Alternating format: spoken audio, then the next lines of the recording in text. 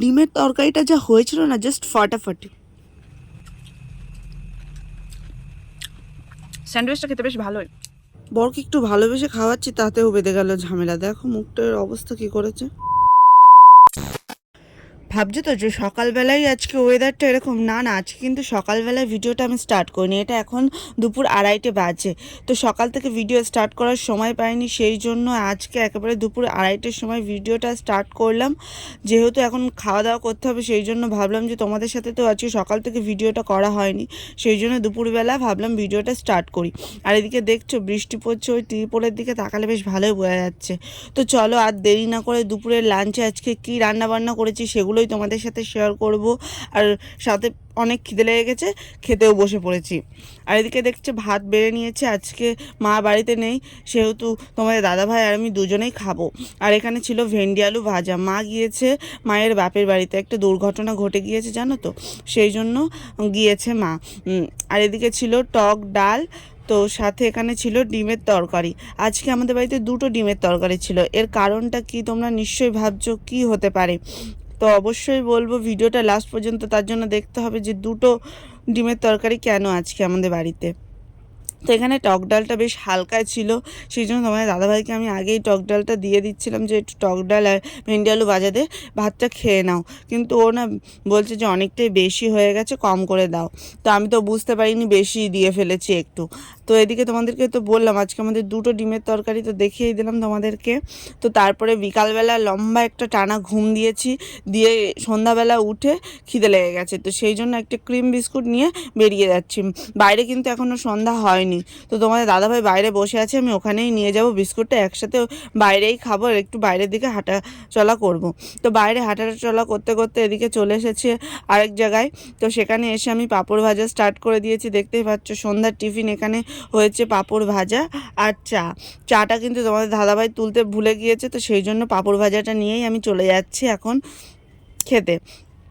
তো চাটা খেয়ে সব কমপ্লিট করে এদিকে বাড়ি চলে এসেছি। বাড়ি এসে এদিকে আমি দেখছি যে অবাক কাণ্ড, তোমাদের দাদাভাই গেছিলো বাজারে, এনেছে আমার জন্য অনেকটা চপ। তো দেখতেই পাচ্ছ এখানে 2টো স্যান্ডউইচ ছিল, 2টো চপ ছিল। চপ দুটো তো কিসের আমি প্রথমে বুঝতেই পারছিলাম না। আর সত্যি কথা বলছি, সন্ধ্যাবেলা এরকম টিফিন খেতে তো আমার খুবই ভালো লাগে। তোমরা কে কে এরকম সন্ধ্যাবেলা ভারী টিফিন খেতে ভালোবাসো অবশ্যই কমেন্টে জানাবে কিন্তু। আর আমার তো স্যান্ডউইচ অনেকটাই পছন্দ করি, তোমাদের দাদাভাই অতটা পছন্দ করে না, আমি পছন্দ করি বলেও বেশি করে নিয়ে আসে স্যান্ডউইচটা। মুখটা এরকম করে আছো কেন? এগুলো কি আমার? না না, ওটা আমারও আছে। তাহলে আমি খেয়ে নিই, তুমি দেখো আর ভিডিও করো। মুখটা দেখো শুধু, ভাবটা। বাও, তোমাকে একটাও দেবো? আমার কাছে দাও, দাও, দাও দাও, এটা আমার। এগুলো আমার।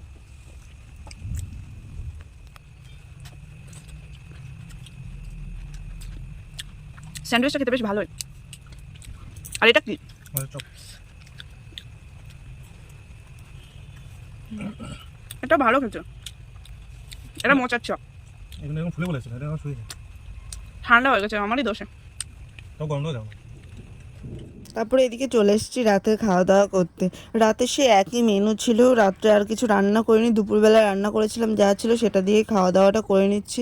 তো তোমার দাদাভাই প্রথমে আমাকে এক গাল খাইয়ে দিল, তো ভাবলাম যে ও নিজে নিজে খাচ্ছে, আমারও কিছু একটা করার দরকার, সেই জন্য ভাবলাম যে আমিও তোমার দাদাভাইকে একটু খাইয়ে দিই। আর এদিকে বলবো কি, ফোন ছাড়া তো তোমার দাদাভাই খেতে পারে না, ও সব সময় ফোনটা আগে তারপরে খাবে, ওর খেতে বসলে ফোনটা দেখতেই হবে।